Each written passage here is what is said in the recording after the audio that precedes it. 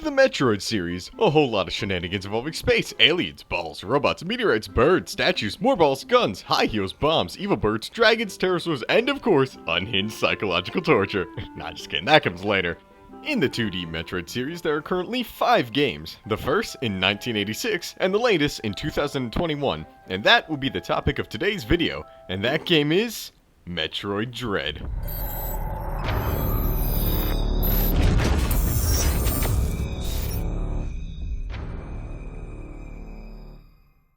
Following a 19-year wait after Samus Aran's last adventure, we catch up with her as she explores a new planet called ZDR, brought here by the posing threat of the X-Parasites, which is, for those who don't know, a floating space jelly thing that infects living or dead organisms and then mutates their corpses into disgusting forms. Even though Samus is immune to the X-Parasites due to another alien's DNA inside of her, so there's no real danger there, but whatever. Samus gets word that these are not extinct like previously thought and are running amok around ZDR. There's also rumors about 10-foot indestructible robots that went offline and disappeared, so yeah, that's fun. Seems like all the odds are stacked against our hapless hero even before the adventure begins, and this sinking feeling of no hope sitting in our guts right now is known as dread, and get used to that feeling cause, well, it's the name of the game. Now, by definition, dread is an extreme fear or anxiety about something that is going to happen or might happen. And Metroid 5, by the way, I'll call the game Metroid Dread Metroid 5, so I'd end up saying dread 19 times a second. Anyway, Metroid 5 uses various different methods to create dread, and those methods are the story, the characters and enemy encounters, and the design of the game itself. We'll split this video into 3 separate parts and explain each of these methods in detail. But first, in case you need a refresher, here's the entire story of Metroid 5 in 30 seconds. Samus shows up on ZDR, gets beat up by a Birdman, gets told off by a Computer Man, has a QuickTime event tutorial, kills a robot, kills a scorpion thing, hides from a robot, kills another robot, climbs a wall, turns into a ball, gets super speed, meets a nice Birdman, watches nice Birdman get shot, releases a bunch of space jellies, gets ice missiles, gets purple gun, fights Birdman, turns green, and blows up a planet and flies away. All cut up? Cool. Now we can analyze this game, starting with the story.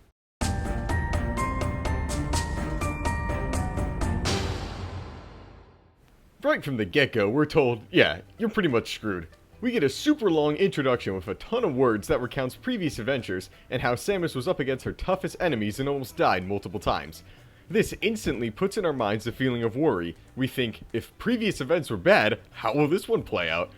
Based on the intro, it seems literally all odds are stacked against us, and we're the only one for the job, so no help will be coming along the way, no matter how bad we need it. And all of this is confirmed within the first 5 minutes of the first cutscene, where we get our butts absolutely destroyed by a mysterious figure, and are reduced to our most basic and weak weaponry. So now, we're dreading the next time we see this mysterious Chozo warrior, and the adventure to come, because we know it won't be easy, and it isn't, based on the traditional game design of the Metroid series.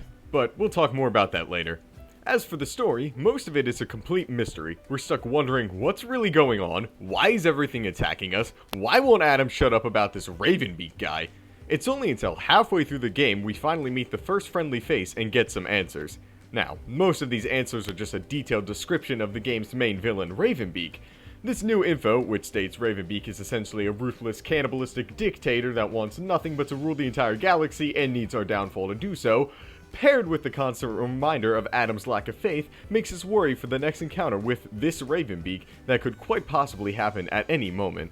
And when that moment finally does happen, all those scenarios we played in our heads and the constant build-up throughout the story really pays off. At least for me, I got beat by Ravenbeak about 15 times before clearing stage 1 of the fight, and then repeating the same process for the other 2. Even the ending of the game leaves a few things to worry about. While most of the issues are resolved, there's still the glaring question of what's next. We stopped the plan of one evil being, but if previous events have taught us anything, it's that there's gonna be another one in due time. I can't exactly call this feeling dread, as it's more of an empty hole left unfilled that leads us to worry about what's gonna happen to Samus next. But in real life, it makes us dread the experience of waiting possibly another 19 years for a new game, which hopefully doesn't happen. And that's how the story does the deed. A great mystery with little answers until the end of our adventure, and keeping us on our toes waiting for new information to help us survive. And now we can move on to, in my opinion, the main reason Metroid 5 creates dread.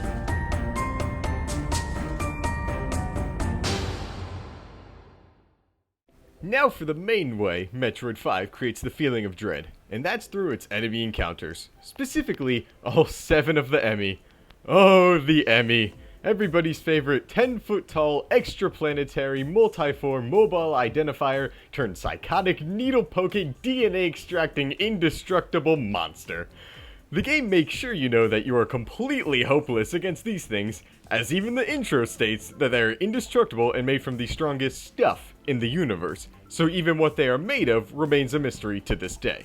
The first encounter with one of these is a tutorial, but it's still a frightening experience. Seeing this quote-quote indestructible robot being beaten down and reduced to a sparking and stuttering piece of scrap is unsettling and terrifying. Not only a downright creepy yet awesome design, but it also tells us that there's something on this planet that can break the Emmys, which we find out later is Ravenbeak through extra rewards you can get for speedrunning the game. But, at the time we are left to dread whether or not we will encounter this figure. This is the first time the game tells us we're defenseless against the Emmy, and we get a tutorial on an incredibly difficult QuickTime event. However, there is hope, something that is seen very little throughout this game. In psychological terms, hope is the belief that your future will be better than the present and that you have the ability to make it happen. So finding something that brings you hope is a necessity in life. And for us, hope is a giant gun. The Omega Cannon, the only weapon in our arsenal that can destroy an Emmy. When you use it the first time, you feel insanely powerful, and like you have a decent shot at survival. But the second the Emmy is defeated, the Omega Cannon disappears, and we're left feeling hopeless again, now that our protection is gone. And all of those feelings just for the introduction of the Emmy, and it's only amplified through the next 6 encounters with them. Once we meet the White Emmy, or the first one we actually fight and hide from, we fully realize just how helpless we are, and after a while, stop trying to fight. This effect is known as learned helplessness, which we talked about in my Pikmin video as well, which you should totally go check out by the way, but it's also applied here as well. Learned helplessness is when someone experiences defeat in the same situation over and over again that they eventually give up on success. This is applied to the Emmy with how after trying both the power beams and missiles, we stop trying to attack the Emmy because we have learned that we are helpless. Even after obtaining new weapons, we don't try those either, except strangely, I never gave up on the parries. Even though the timing is incredibly difficult, I never stopped trying, which is something to take note of.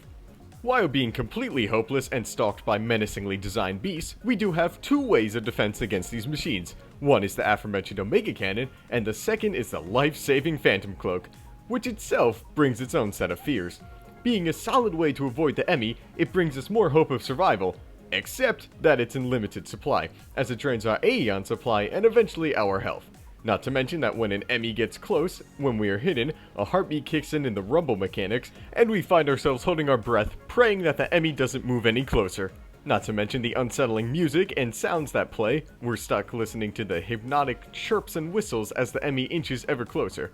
But there is also a side of doubt with this ability. In my experience, there were moments I was hidden away from an Emmy and it would run right up to me and slap me in the face. So, sometime after that, I was filled with doubt that I would be able to do anything, even when hidden.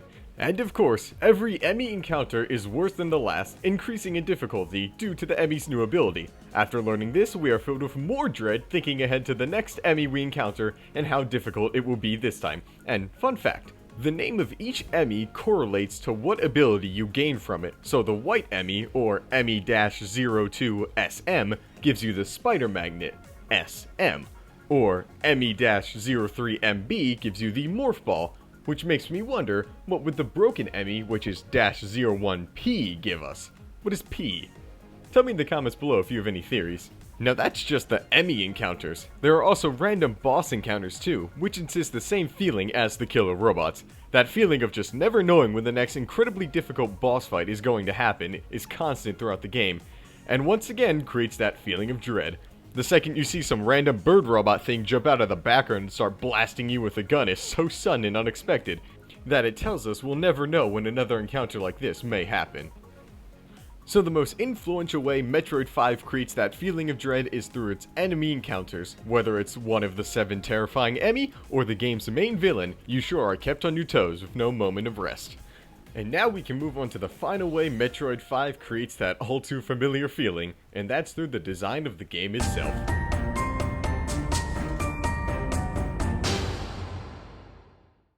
And lastly, one final way Metroid 5 lives up to his name is through the design of the game itself.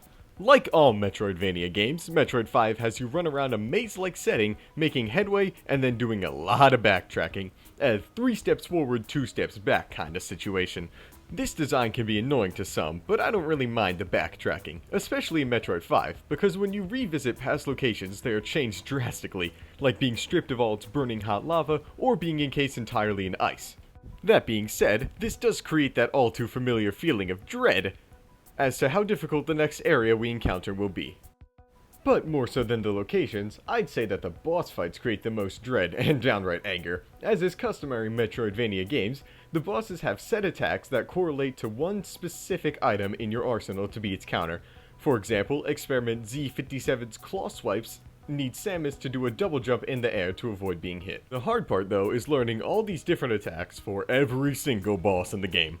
At least for me, it took many attempts to learn each separate attack for one phase, and then repeat this infuriating process for the rest of the bosses. I'd say after Kraid, the bosses get really hard, and every time I saw one of those weird black slug alien door things, I'd walk a little backwards and dread the upcoming fight. However, that is the main format of Metroidvania games. You're meant to wander around lost in a maze and die over and over again to crazy bosses and parkour segments, but as is tradition in every Metroid game, there are 2 timed escape sequences in Metroid 5, in which all your surroundings will start crumbling around you, the intense music kicks in, and you panic having no idea where to go. This isn't really a feeling of dread, as it only happens twice and there's no real worry thinking about the next time it'll happen because they are so few and far between. But it is a moment of sheer panic and temporary anxiety that leaves you shaken up for a little once it's over. But that's how Metroid games are meant to be played, repetition and learning, a difficult process that makes you feel accomplished once progression is made, which is a welcome feeling amidst the constant fear and dread.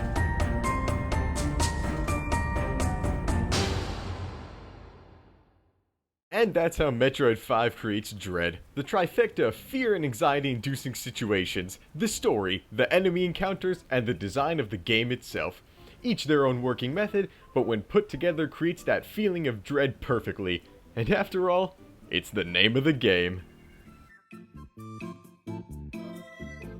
Alright, this is the second video in my Psychology of Video Games series. They do take quite a lot of research and a ton of time to make, so if you enjoyed, be sure to like the video and subscribe to show me that you like it.